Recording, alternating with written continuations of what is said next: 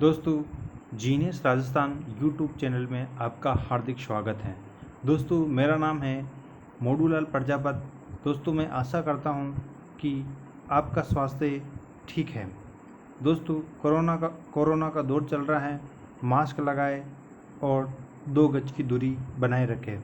दोस्तों, कल हमने पढ़ा था रक्त के बारे में। आज दोस्तों रक्त के संगठन या कंपोजिशन ऑफ ब्लड के बारे में पढ़ेंगे। चलो देखते हैं दोस्तों कि दोस्तों कल अपने ब्लड के बारे में पढ़ा था, तो इसके बारे में मेरा जो कल का जो वीडियो है उसको आप देख सकते हो। आज अब दोस्तों अपन इसके बारे ब्लड के जो बेसिक हैं उसका मोटा सा देख लेते हैं। बाकी अपन ब्लड का कंपोजिशन या संगठन पढ़ेंगे। दोस्तों, अपन बात करते हैं ब्लड के बारे में। तो ब्लड एक लाल रंग का तरल संयोजी ऊतक होता है जिसका मुख्य कार्य अपने पास की पोषक तत्व और ऑक्सीजन को शरीर के विभिन्न भागों तक पहुंचाना और शरीर में का जो टेम्परेचर है और पीएच को कंट्रोल रखना। दोस्तों, रक्त का जो अध्ययन होता है वह हेमेटोलॉजी के अंतर्गत करते हैं। और दोस्तों, एक स्वस्थ जो व्यक्ति होता है उसमें रक्त की जो मात्रा है वह लगभग 5.5 लीटर होती हैं। और दोस्तों, महिलाओं में ये पुरुषों की अपेक्षा 500 ml कम होती है। WHO के अनुसार दोस्तों शरीर के वजन का 7% ब्लड होना चाहिए। दोस्तों, ब्लड के अंदर एक वर्णक पाया जाता है जिसकी वजह से ब्लड का जो रंग लाल होता है, उस वर्णक का नाम है हीमोग्लोबिन। फिर दोस्तों अपन बात करते हैं कि एक स्वस्थ जो व्यक्ति होता है, उस स्वस्थ व्यक्ति होता है उसके शरीर में हीमोग्लोबिन की जो मात्रा होती है वह 12 से 14 ग्राम प्रति 100 ml में होती है। दोस्तों, ये रहा था। और दूसरी अपन बात करते हैं दोस्तों कि जो रक्त का जो पीएच होता है वह 7.7 होता है दोस्तों। और फिर अपन बात करते हैं कि ये जो ब्लड होता है वह अपने पास क्या होता है, हल्का क्षारीय होता है। और दोस्तों ब्लड को नियंत्रित करने वाली जो ग्रंथि होती हैं उसको एड्रिनल ग्रंथि बोलते हैं। और दोस्तों, जो रक्तदाब जो अपन मापते हैं, रक्तदाब को मापने वाला जो यंत्र होता है उसको स्पिग्नोमीटर का उपयोग किया जाता है। और दोस्तों, एक चीज़ इस पर आप ध्यान रख लेना कि जब अपन रक्तदाब या ब्लड प्रेशर मापते हैं तो उसका जो एक स्वस्थ व्यक्ति के लिए जो ब्लड प्रेशर होता है वह 120 से 80 मतलब मिलीग्राम मर्करी में होता है दोस्तों। और जब ब्लड सिकुड़ता है तो उसको सिस्टोल बोलते हैं। मतलब 120 वाली जो कंडीशन होती है उसको दोस्तों सिस्टोल बोलते हैं। और 180 वाली जो कंडीशन होती है दोस्तों उसको डायस्ट्रोल बोलते हैं। दोस्तों, अपन आज बात करेंगे ब्लड के कंपोजिशन के बारे में। दोस्तों, ब्लड का जो रक्त का संगठन या ब्लड का जो संगठन है दोस्तों, ब्लड अपने मानव शरीर में 5.5 लीटर के लगभग होता है। दोस्तों, ब्लड मुख्यतः 2 प्रकार के जो पदार्थ होते हैं, एक सॉलिड के रूप में होगा और एक अपने पास क्या होगा, द्रव के रूप में होता है। मतलब एक ठोस अवस्था में होगा ठोस वाला जो पदार्थ और एक हो जाएगा द्रव वाला पदार्थ। दोस्तों, ये जो होता है अपने पास द्रव पदार्थ होता है और ये अपने पास क्या होता है, ठोस पदार्थ होता है। दोस्तों, द्रव पदार्थ में अपने पास प्लाज्मा होता है दोस्तों, जो अपने पास जल और प्रोटीन से मिलकर बना होता है। जबकि अपने पास जो ठोस पदार्थ होता है उसमें कणिकाएं होती हैं दोस्तों, उसका नाम है अपने पास जैसे आरबीसी हो जाएगा, लाल रक्त कणिकाएं, डब्ल्यूबीसी जिसमें श्वेत रक्त कणिकाएं होती हैं, और एक अपने पास क्या होता है दोस्तों, बिंबाणु होते हैं। तो दोस्तों अपन एक एक को पढ़ लेते हैं कि जैसे अपने पास जो प्लाज्मा होता है दोस्तों, ये जो अपने पास जो ब्लड होता है मतलब 5.5, मतलब इसको ये मान के चलो कि भी ब्लड में प्लाज्मा होता है वह 55% होता है, जबकि कणिकाएं अपने पास 45% होती हैं। दोस्तों, ध्यान रखना है कि अपने शरीर में जितना ब्लड होता है उसका 55% तो प्लाज्मा होता है उसमें और 45% अपने पास उसमें कणिकाएं होती हैं। दोस्तों, प्लाज्मा में अपने पास जल और प्रोटीन होता है जिसमें से 92% अपने पास क्या होता है, जल होता है। प्लाज्मा शरीर में मतलब जो ब्लड का जो भाग है उसमें प्लाज्मा वो अपने पास 55% होता है और जो 55% है उसका 92% 92% उसमें जल होता है और बाकी बचे हुए अपने पास कार्बनिक अकार्बनिक पदार्थ होते हैं। फिर दोस्तों इसमें बात करते हैं अपन कि इसमें जो प्लाज्मा होते हैं, प्लाज्मा में 4 प्रोटीन होते हैं दोस्तों। प्लाज्मा में कितने प्रोटीन होते हैं दोस्तों? 4 प्रोटीन होते हैं। तो ये दोस्तों इसको देख लेना आप कि 4 प्रोटीन होते हैं। तो इसको एक तो आ जाएगा अपने पास प्राइथोनोजल और एक होता है बिम्बिन, ठीक है, एक होता है बीमीन आ जाएगा। एक तो प्राइथोनोजल और प्रोथाम्बीन हो जाएगा दोस्तों। ये रक्त का थक्का बनाता है। और एक ग्लोबोसिन और एक होता है एल्ब्यूमिन जो होता है दोस्तों, ये अपने पास, ये दोनों जो है ये जल की मात्रा बनाए रखते हैं और ये दोनों हैं अपने पास, ये रक्त का थक्का बनाते हैं। तो दोस्तों ये ध्यान रखना है, इम्पोर्टेंट। दोस्तों एक बार से फिर से देख लीजिए कि प्लाज्मा जो ब्लड होता है उसमें 55% प्लाज्मा होता है और जो प्लाज्मा होता है उसमें 92% जल होता है। बाकी अपने पास जो 8% जो बचता है दोस्तों, उसमें कार्बनिक या अकार्बनिक पदार्थ पाए जाते हैं। और दोस्तों प्लाज्मा में 4 प्रकार के प्रोटीन होते हैं। एक का नाम है अपने पास प्राइथोनोजल और एक होता है प्रोथाम्बीन आ जाएगा दोस्तों। ये दोनों रक्त का थक्का बनाने में काम करते हैं। और एक ग्लोबोमीन और एल्ब्यूमिन जो होता है दोस्तों, ये जल की मात्रा बनाए रखते हैं। ये दोस्तों ये बहुत इम्पोर्टेंट है, तो इसको थोड़ा ध्यान रखना है। फिर दोस्तों अपन बात करते हैं इधर ही अपने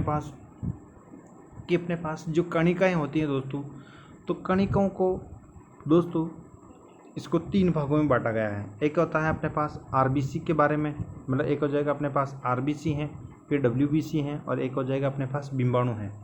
दोस्तों अपन आरबीसी की बात करें तो ये अपने पास लाल रक्त कणिकाएँ हो जाएगी, इसको बोलते हैं रेड ब्लड सेल्स आ जाएगा।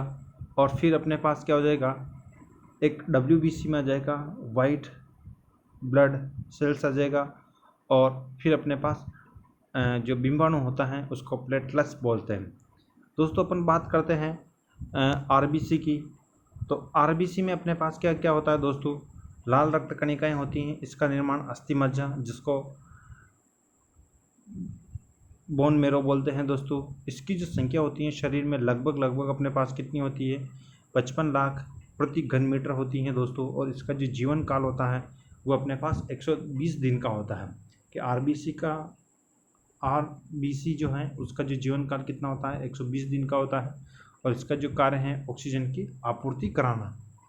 फिर आता है अपने पास कि डब्ल्यूबीसी की बात करें दोस्तों, तो डब्ल्यूबीसी इसको श्वेत रक्त कणिकाएँ बोलते हैं। इसका जो निर्माण है वह भी अस्थि मज्जा में होता है दोस्तों। जो इसकी जो संख्या होती है वो अपने पास कम होती है, मतलब इसमें 55 लाख, देखो आरबीसी अपने पास 55 लाख प्रति घन मीटर थी, जबकि अपने पास डब्ल्यूसी कितना है, 10,000 प्रति घन मीटर है दोस्तों। जो इसका जो जीवन काल होता है वो अपने पास 1 से 4 दिन का होता है।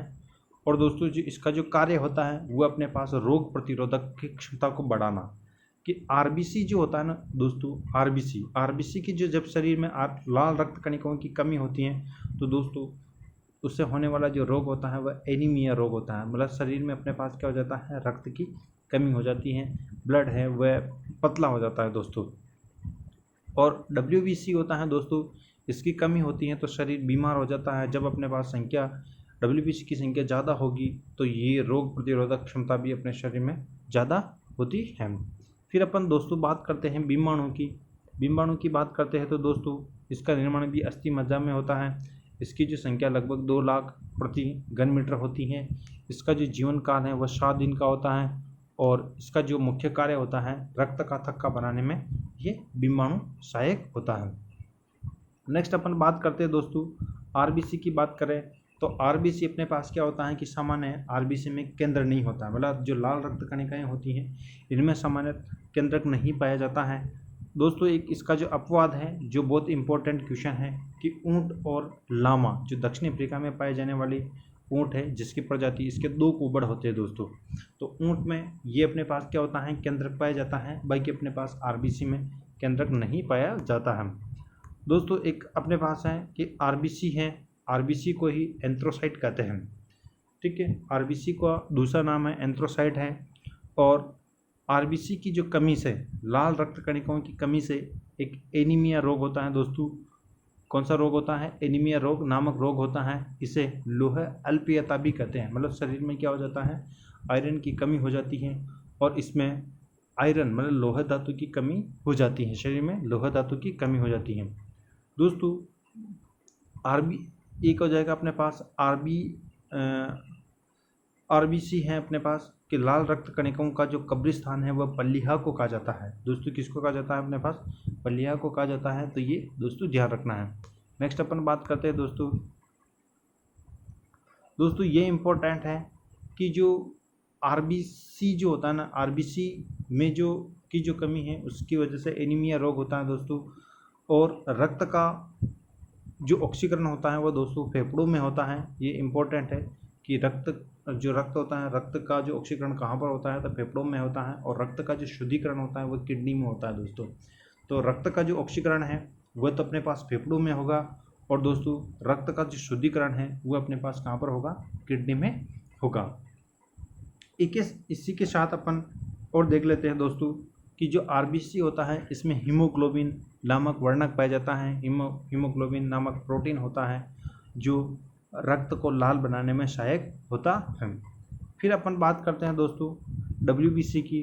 तो दोस्तों डब्ल्यूबीसी के बारे में भी देख लेते हैं कि सफ़ेद रक्त कणिकाएं होती हैं, इसे ल्यूकोसाइट भी कहते हैं। इससे क्या होता है कि जब अपने शरीर में एलर्जी इन्फेक्शन हो जाने पर डब्ल्यूबीसी की जो संख्या है वह बढ़ जाती है दोस्तों। क्योंकि जब भी शरीर में एलर्जी या कुल मिला के ये है कि अपने शरीर में ये रोग प्रतिरोधक क्षमता बढ़ाने में सहायक होता है। तो जब भी शरीर में बीमारी होती है तो ये इनकी संख्या बढ़ जाती है और ये बीमारी से लड़ने लग जाते हैं। और दोस्तों इसका जो जीवन काल होता है वह 1 से 4 दिन का होता है दोस्तों। एक है कि जब ब्लड कैंसर और बोन मेरो कैंसर हो जाने पर भी इसकी संख्या में क्या हो जाती है? वृद्धि हो जाती है। और डब्ल्यूबीसी की संख्या में वृद्धि जो होती है उसी को ल्यूकेमिया कहते हैं दोस्तों। बात करते हैं बीमाणु की, तो इसे थ्रोम्बोसाइट कहते हैं। डेंगू का बुखार, जिसको हड्डी बुखार हो जाने पर इसकी संख्या में क्या आ जाती है? कमी आ जाती है। बीमाणु जो होते हैं दोस्तों थ्रोम्बोसाइट होते हैं। जब डेंगू का बुखार या हड्डी बुखार होती है तो जब वो होता है तो शरीर में क्या हो जाता है? अपने पास बीमाणु की कमी हो जाती है और जिससे अपन क्या बोलते हैं? थ्रोम्बोसाइटोमीनिया कहते हैं। मानव शरीर में दोस्तों ये है, मानव शरीर में रक्त धमनी और शिराओं के माध्यम से बहते हैं दोस्तों। कल मैंने बताया था कि जो अपने पास जो यहाँ पर है कि मानव शरीर में जो रक्त जो है एक तो धमनी और शिराओं से, धमनी और कहाँ से बहता है? शिराओं के माध्यम से बहता है। तो धमनी से दोस्तों प्योर ब्लड का फ्लो होता है और शिराओं से अपने पास क्या होता है? अनप्योर मतलब एक अशुद्ध।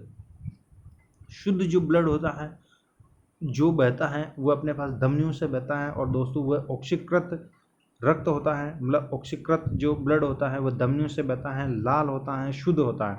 और अशुद्ध होता है अनऑक्सीकृत या बैंगनी रंग का जो ब्लड होता है वह अपने पास कहाँ से बहता है? शिराओं से बहता है दोस्तों। अपन बात कर लेते हैं आगे धमनी में क्या होता है दोस्तों? ये यहाँ पर दे रखा है। धमनियों में क्या क्या होता है कि इसमें ऑक्सीकृत जिसमें क्या होता है कि प्योर जो ऑक्सीजन वाला जो होता है ऑक्सीकृत रक्त बहता है। रक्त का रंग इसमें क्या होता है? लाल होता है। धमनियाँ शरीर में अंदर की ओर धसी हुई होती हैं। धमनियाँ जो होती हैं अपने पास शरीर में अंदर की ओर धसी हुई होती हैं और शिराओं से ये क्या होती हैं? अपने पास पतली होती हैं और रक्त शिराओं से अधिक दाब से बहता है। धमनियों में जो ब्लड का जो फ्लो होता है वो अपने पास क्या होता है? अधिक दाब से बहता है। फिर दोस्तों एक अपने पास इम्पोर्टेंट है कि मरने के पश्चात इसमें खून नहीं मिलता है, कि भाई जब आदमी की मृत्यु हो जाती है तो धमनियों में खून नहीं मिलता है और रक्त का लाल रंग हीमोग्लोबिन के कारण होता है। और सबसे बड़ी धमनी अपने पास कौन सी होती है? महाधमनी होती है दोस्तों। एक अपवाद के रूप में अपने पास है, ये देख लेना। एक है अपने पास प्लेमोनरी धमनी जो होती हैं वह अनऑक्सीकृत होती हैं। बाकी जितनी भी अपने पास धमनियाँ होती हैं वह उनमें जो ब्लड का जो फ्लो होता है वह ऑक्सीकृत होता है।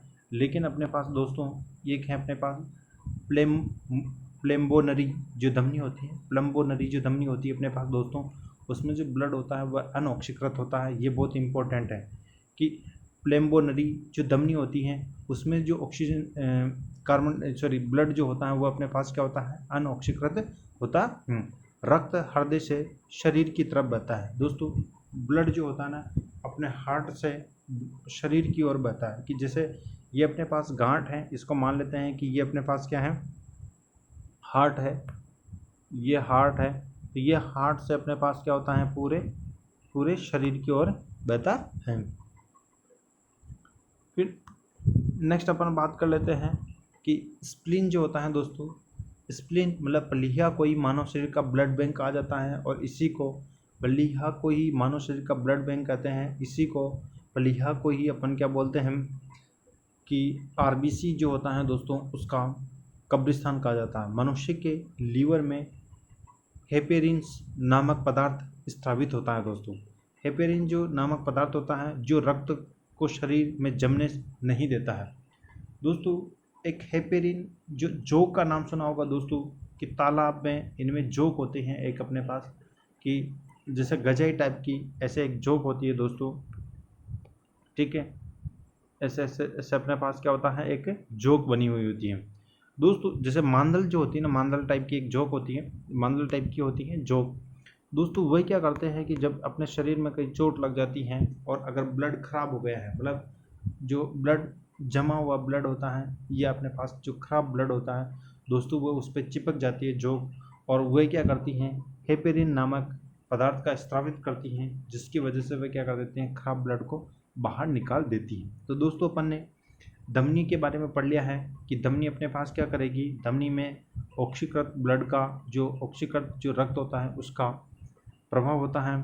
दोस्तों उसमें जो रक्त होता है वह शुद्ध होता है, रक्त अपने पास क्या होता है, लाल होता है। दोस्तों एक प्लेम्बोनरी धमनी को छोड़कर बाकी जितनी भी धमनियाँ होती हैं उसमें ऑक्सीकृत रक्त होता है, और प्लोम्बोनरी होता है उसमें अनऑक्सीकृत होता है। दोस्तों शिरों की अपेक्षा जो धमनी होती हैं उसमें ब्लड का जो दाब होता है वह अधिक होता है। दोस्तों अब अपन बात करते हैं शिरों की। दोस्तों शिरों की बात करते हैं तो इसमें अनऑक्सीकृत रक्त पाया जाता है, त्वचा के नीचे की तरफ पाई जाती हैं, और ये अपने पास जो शिराएँ होती हैं त्वचा के नीचे की तरफ पाई जाती हैं। और रक्त का जो रंग होता है इसमें कुछ नीला होता है। इसमें क्या होता है, रक्त का रंग क्या होता है, शिरों में कुछ नीला होता है। जबकि अपने पास जो धमनी जो होती है, धमनी में ब्लड का या रक्त का जो रंग होता है दोस्तों वह कैसा होता है, लाल होता है। मरने के बाद भी शिरों में ब्लड पाया जाता है, जबकि मरने के बाद धमनियों में ब्लड नहीं पाया जाता है। शिराएँ धमनियों से मोटी होती हैं, जबकि अपने पास क्या हो जाएगा, धमनियाँ शिराओं से पतली होती थी, इसलिए रक्त कम दाब के साथ बहता है। दोस्तों क्या होता है कि भाई जैसे धमनी होती हैं वह एक पतली वाली नली है, और जबकि शिराएँ हैं एक अपने पास क्या होता है, बड़ी वाली नली है। तो अपने पास धमनियाँ जो ये अपने पास धमनी है और ये अपने पास क्या है, शिराएँ हैं। तो धमनी पतली होती हैं तो दोस्तों जब इसमें प्रेशर से जब ब्लड का फ्लो होगा तो ये प्रेशर से होगा, और जबकि अपने पास क्या होगा, शिरा हैं जब चौड़े होते हैं मोटे होते हैं तो इसमें क्या होगा, कम दाब लगेगा। नेक्स्ट अपन बात करते हैं सबसे बड़ी जो शिरा होता है वह महाशिरा होता है, और लेकिन एक अपवाद है कि प्लेम्बोनरी जो शिरा होता है उसमें ऑक्सीकृत ब्लड का फ्लो होता है। दोस्तों अपन बात कर लेते हैं कि अभी मैंने बताया, अभी अपन ने पढ़ा था कि जो ब्लड का जो फ्लो होता है वह हृदय से पूरे शरीर की ओर होता है, मतलब हार्ट से शरीर की ओर होता है, बॉडी की ओर होता है। और दोस्तों यहाँ से अपन बात करते हैं कि जो बॉडी जो होती है, हार्ट जो होता है दोस्तों, हार्ट में अपने पास क्या हो जाता है, ब्लड का शुद्धिकरण होता है, ठीक है, मतलब ये ब्लड को ऑक्सीकृत कर देता है। तो ऑक्सीकृत होने के बाद दोस्तों मतलब शुद्ध हो जाएगा, उसमें ऑक्सीजन आ जाएगी, तो वह धमनियों से बहता हुआ बॉडी में चला जाता है। फिर बॉडी में क्या होता है, ऑक्सीजन की खपत हो जाती है, वो वहाँ से कार्बन डाइऑक्साइड लेकर वापस अशुद्ध हो जाता है, और अशुद्ध होते ही हुए अपने पास क्या आ जाता है, वापस शिरा में आ जाता है, और शिरा से फिर क्या हो जाएगा, ये यहाँ पर अशुद्ध, और इधर अपने पास क्या हो जाएगा, शुद्ध ब्लड का फ्लो होता है। दोस्तों कोशिकाएं की बात करें तो धमनियाँ आगे जाकर पतले पतले भागों के रूप में आगे बढ़ जाती है। जैसे जो जड़ें होती है ना दोस्तों, ये अपने पास क्या होता है, जैसे ये अपने पास एक धमनी है, यहाँ से फिर ये अपने अलग अलग शाखाओं के रूप में बढ़ जाएगी दोस्तों, पतले पतले पतले पतले इन भागों में ये टूट जाएगी। ठीक है, ठीक है। तो कुल मिला के एक जड़ बन जाती है। तो इस मतलब जो केशिकाएँ होती हैं, धमनियाँ आगे जाकर पतले पतले भागों के रूप में बढ़ जाती हैं, जिसमें शुद्ध रक्त ही पाया जाता है। वह अपने पास क्या कहलाती हैं? केशिकाएँ कहलाती हैं। कोशिका नहीं है दोस्तों, ये केशिकाएँ हैं। ठीक है, तो केशिकाएँ अपने पास क्या होती हैं कि जैसे ये अपने पास एक जड़ आ जाएगी, ये ध्यान रखना, ये अपने पास जड़ है, इसकी ये शाखा निकल गई है, ये शाखा निकल गई है, ऐसे ये शाखा निकल गई है। तो अब इसमें क्या हो जाएगा, छोटी छोटी छोटी छोटी ये इस तरीके से शाखाएँ जो निकलेगी। ठीक है, जो शरीर, संपूर्ण शरीर में ये क्या करती हैं, जो शुद्ध जो ब्लड होता है दोस्तों, उस शुद्ध ब्लड को ये अपने पास पूरे शरीर में पहुँचा देती हैं। इन नलिकाओं को ही अपन क्या बोलते हैं? केशिकाएँ कहते हैं। दोस्तों आज के लिए इतना ही काफ़ी। कल अपन पढ़ेंगे ब्लड सर्कुलेशन के बारे में, कि शरीर में ब्लड का जो सर्कुलेशन वह किस प्रकार से होता है, कहाँ कहाँ शुद्ध होगा, कहाँ अशुद्ध होगा, कहाँ पर इसका दाब अधिक होता है, कहाँ इसका दाब कम होता है दोस्तों। तो कल इसके बारे में अपन पढ़ेंगे। आज के लिए दोस्तों इतना ही काफ़ी। वीडियो अच्छा लगा हो दोस्तों, वीडियो को चैनल को सब्सक्राइब करें, वीडियो को लाइक करें, और दोस्तों ज़्यादा से ज़्यादा वीडियो को शेयर करें। धन्यवाद दोस्तों, गुड नाइट।